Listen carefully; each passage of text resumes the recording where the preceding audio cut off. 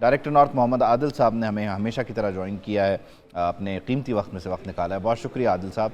अब मामलात यकीनी तौर पर बड़ी तेज़ी से आगे बढ़ रहे हैं इस्लामाबाद में और गिरदो नवाह में।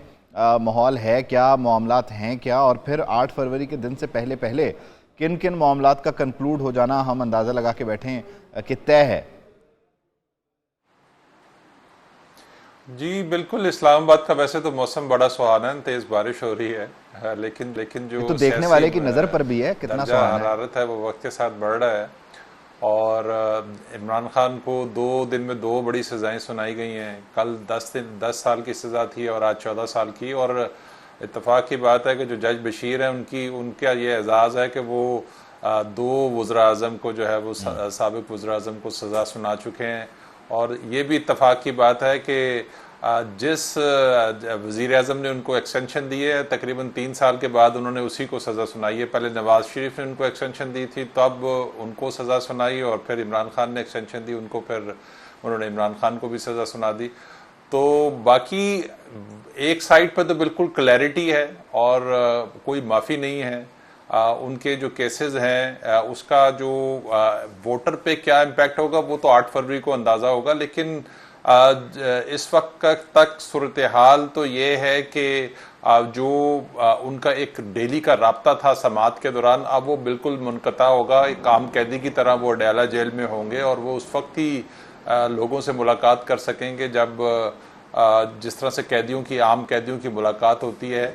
अब कल से अल-कादिर जो 190 मिलियन वाला जो मामला है वो कल से ज़ेर समात होगा। उसमें देखते हैं, चूँकि वो अभी थोड़ा सा लेंथी प्रोसेस है, उसमें काफ़ी सारी चीज़ें जो हैं वो प्रोसेस होनी है, जिसकी वजह से उसमें शायद थोड़ा सा टाइम लगे। लेकिन लगता ऐसा है कि वो भी ज़्यादा दिन नहीं है, उसमें वो फैसला उसका भी आ जाएगा। और तोशा खाना में जो है ये दूसरी बार सज़ा सुनाई गई है। इससे पहले आपको पता है कि वो हुमायूं दिलावर ने 3 साल की सज़ा सुनाई थी, जो इस्लामाबाद हाई कोर्ट ने मुअत्तल कर दी थी, और अब 14 साल की सज़ा सुनाई गई है।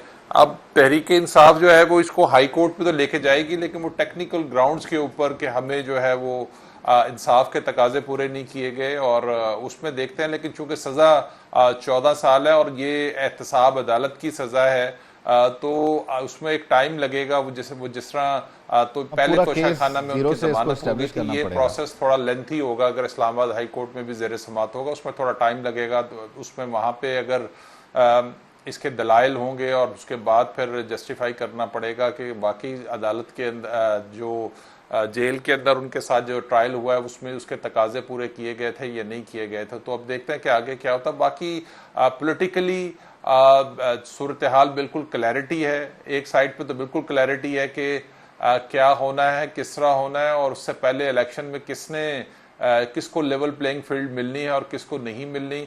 तो नून लीग जो है वो इस टाइम उसके जलसे जो है वक्त के साथ साथ बड़े होने शुरू हो गए हैं। उनके लिए सूरत हाल बेहतर है पॉलिटिकली भी। आगे देखते हैं कि 8 फरवरी को जो एक तासुर है कि शायद कोई वोटर आके सूरत हाल बदल देंगे, वो 8 फरवरी को उसका सही तरह अंदाज़ा होगा कि क्या जिस तरह से सोचा जा रहा है या जिस तरह से क्या सराहियाँ हैं उसी तरह की सूरत हाल है, या फिर सारी चीज़ें कंट्रोल होंगी और जो एक बड़ी जमात जो है वो ज़्यादा अक्सरियत लेगी। जैसे पीपल्स पार्टी ने जब से एक कैंपेन शुरू किया और एक क्या सराहियाँ उसने की हैं कि शायद थोड़ा सा मिला जुला जो है वो मैंडेट होगा, तो मुझे नहीं लगता। अब तो बहुत क्लैरिटी है कि मैंडेट जो भी होगा हुकूमत बनाएगा उसके पास होगी। जी मैं अब आपको सुन रहा हूँ। अच्छा, अब आप जब आप बोल रहे थे तब आप किसी को नहीं सुन पा रहे थे। ये भी एक मामला है, इस पर भी हम काम करने की कोशिश कर रहे हैं कि आप बोलें भी और सुने भी एक साथ ना, ये भी एक बड़ा ज़रूरी है। नून लीग के जो जलसों में एक्सटेंशन है, यानी बढ़ गए ना, पहले से ज़्यादा हो गए, और फिर जिस तरह से आपने अपने आर्गूमेंट में एक्सटेंशन को, तो मामला तो सारा एक्सटेंशन का ही होता है। खैर बुनियादी तौर पर ये जो 2 दिन में 2 आप कह लीजिए कि हो गया, एक 10 साल एक 14 साल। अब वो जो एक वोटर था जिसे हम सरप्राइज वोटर का नाम दे रहे हैं, वो नज़रियाती वोटर है, उसे पंप कर दिया गया वगैरह वगैरह, ये उसके लिए भी मैसेज है। बल्कि उससे पहले उस उम्मीदवार के लिए अब इंटैक्ट रहना बड़ा मुश्किल हो गया है, क्योंकि उसे नज़र आ रहा है कि अगर इतने बड़े बुत के साथ ये हो सकता है तो मैं एक छोटा सा अदना सा MP MNA क्या कर लूँगा। वो अब स्केप तो नहीं ढूंढ रहा नून लीग की तरफ और पीपल्स पार्टी की तरफ, राब्ते तो शुरू हो गए होंगे। देखिए क्या सराहियां तो इसी तरह की हैं कि जो आज़ाद उम्मीदवार हैं, जो टिकट होल्डर हैं, अब उन्होंने दूसरी पार्टियों के साथ, जमातों के साथ राब्ते शुरू कर दिए, लेकिन अभी मैं समझता हूँ कि बहुत सारा कुछ कबल इस वक्त है। ये मेरा ख्याल है कि जो तासुर इस टाइम है कि शायद बहुत ज़्यादा आज़ाद उम्मीदवार होंगे, आज़ाद उम्मीदवार की तादाद ज़्यादा होगी, लेकिन जिस तरह की सूरत हाल इस वक्त ग्राउंड पे है, उससे लगता यह है कि ये तासुर भी शायद इस तरह से ना दिया जाए कि एक जमात जिसके पास बल्ले का निशान नहीं है, उसके बावजूद उसकी जो ग्राउंड पे पोजीशन है वो बहुत बेहतर थी और उसने मार्का जो है वो मार लिया। तो बहुत सारी चीज़ें जो है ना, उसका फैसला 8 फरवरी के दिन में डिसाइड होना है। तो इसलिए अभी क्या सराहियां हैं जो मुख्तलिफ हल्कों की तरफ से किया, और 8 फरवरी 2024 पत्थर पे लकीर का इंतजार किया जाए। अब 8 फरवरी 2024 का दिन इलेक्शन होना पत्थर पर लकीर है या पत्थर पर लकीर के मामला कुछ और हैं, खैर ये तो 8 फरवरी 2024 को पता चलेगा।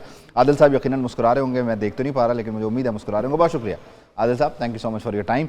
आदिल साहब का तो पता नहीं है, मैं यकीनन मुस्कुरा सकते हैं। पत्थर पे लकीर है ना, ये मेरे ख्याल में आपने पत्थर पे वाकई लकीर बना देना है। कह कह कह मैंने नहीं बनाया, अल्लाह मेरी मजाक, मेरी औकात। हाँ जी, वो रिकॉल करते रहते हैं।